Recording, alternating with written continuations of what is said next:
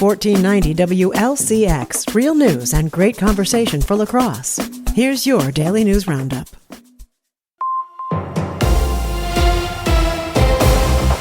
For Civic Media News, I'm James Kelly.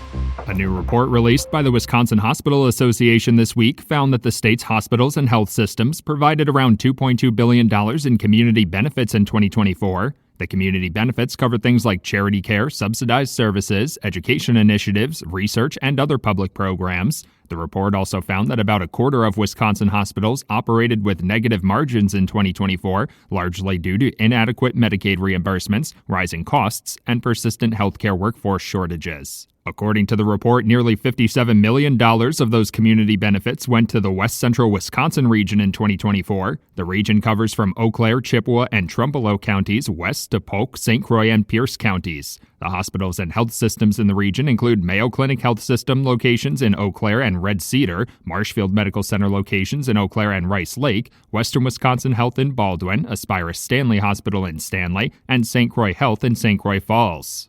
The Department of Housing and Urban Development has temporarily withdrawn a plan that would limit funding for homeless prevention. Wisconsin previously joined a multi-state lawsuit to block the changes, leading the department to pull back on the plan prior to a court hearing on Monday to make technical corrections. The lawsuit targets changes to the agency's Continuum of Care program, which would cap permanent housing program funding at 30% compared to the current 90% cap, and require providers to overhaul their programs beginning in January. A number of Western Wisconsin organizations participate in the Continuum of Care program, including the Dairyland Coalition, West Central Coalition, and Cooley Coalition. State officials say the changes would force the cancellation of thousands of projects aimed at reducing homelessness and leave local organizations little time to develop alternative plans. Western Wisconsin has seen a growing unhoused population over recent years, and multiple local governments have identified affordable housing as a significant long-term need.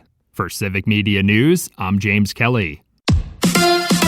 A win for the Bucks. Hi, I'm Mike Clemens with sports. NBA, the Bucks with a much-needed victory, 116-101 over the Boston Celtics at Fiserv Forum. Milwaukee's Kyle Kuzma with a season-high 31 points. Doc Rivers says the adjustments they worked on in practice this week leading up to the game worked. One of the things we talked to you guys about going in the break was correcting our spacing. I thought we had room tonight. Guys wasn't in the wrong spots. When a guard drove, he knew where the other guy was at. I thought we played a very organized basketball game tonight. NFL, the Packers fly to Denver tomorrow to play the Broncos Sunday afternoon at 3:25. Denver tied for first place in the AFC with a record of 11-2. How has Denver been able to win so many close games with a young quarterback like Bo Nix? 9 of the 11 games, they've come back in the fourth quarter, and so I think that obviously deservingly so, he gets a ton of credit for that.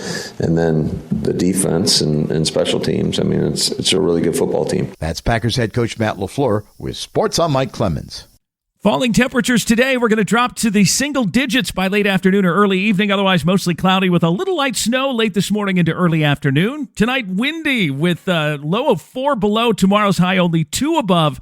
We're going to drop to 12 below by Sunday morning. I'm meteorologist Sean Cable.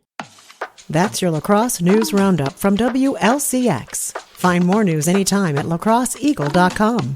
Subscribe to this podcast on Spotify, Apple, or wherever you find your podcasts.